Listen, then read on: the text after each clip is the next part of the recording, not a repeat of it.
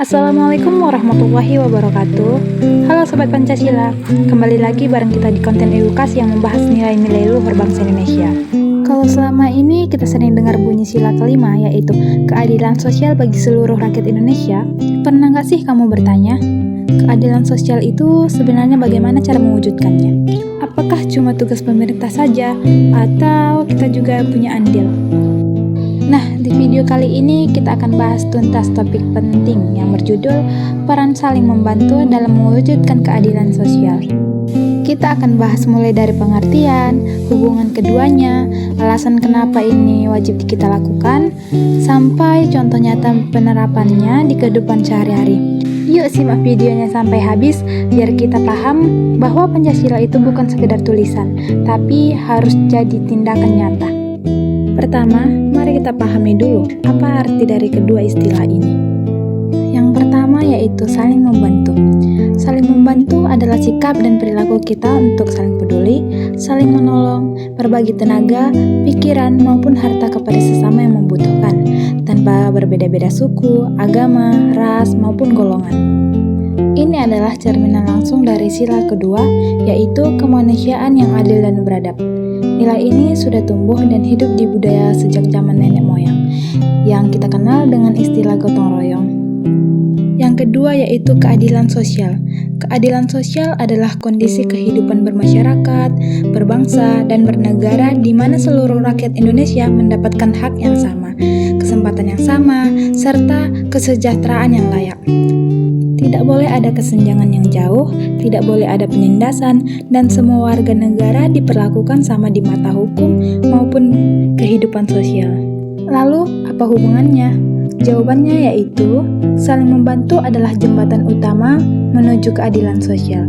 Coba bayangkan, kalau semua orang cuma memikirkan diri sendiri, kalau yang kaya makin kaya saja, yang kuat makin berkuasa saja, sementara yang lemah dibiarkan tertinggal, maka disitulah keadilan terjadi. Tapi ketika kita saling membantu, kita sedang menyeimbangkan kondisi tersebut. Kita sedang meratakan kesempatan agar semua punya peluang maju. Jadi jelas ya, tanpa budaya saling membantu, mustahil keadilan sosial itu bisa tercapai. Sekarang, kenapa sih sikap saling membantu ini sangat ditekan dalam Pancasila? Ada 3 alasan utama. Pertama, sesuai asas kekeluargaan Indonesia itu, negara yang perekonomian dan kehidupannya disusun sebagai usaha bersama berdasar asas kekeluargaan. Artinya, negara ini ibaratkan satu keluarga besar.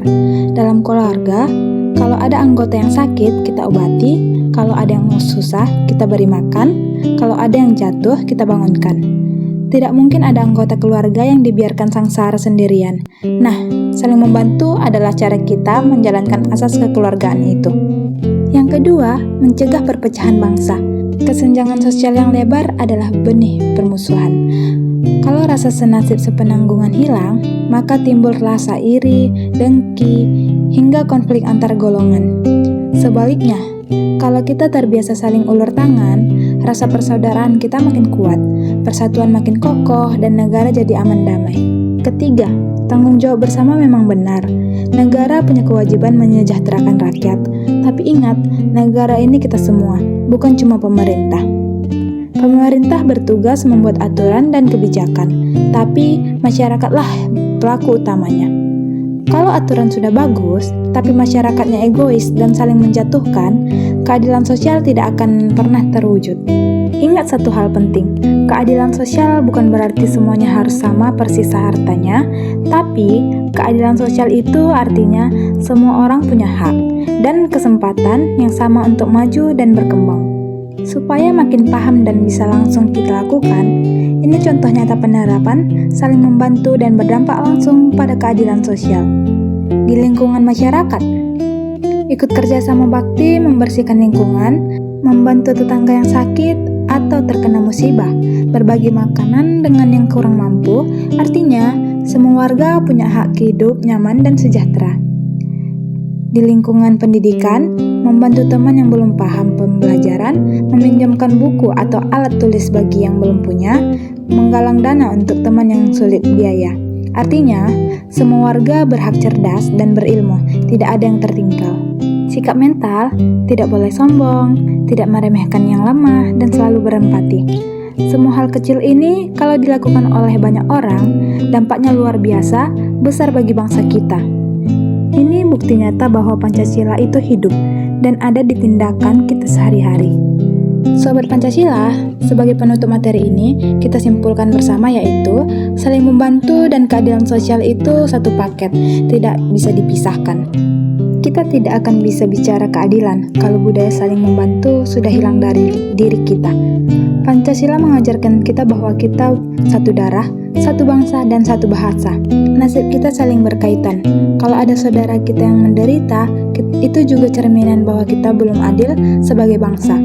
Maka, mari kita mulai dari diri sendiri. Jangan menunggu orang lain bergerak dulu, karena keadilan sosial bagi seluruh rakyat Indonesia hanya akan terwujud kalau kita sama-sama mau saling peduli dan saling membantu. Sekian pembahasan kita kali ini, semoga materi ini bermanfaat, membuka wawasan, dan mengajak kita semua untuk menjadi warga negara yang baik. Saya akhiri, wassalamualaikum warahmatullahi wabarakatuh.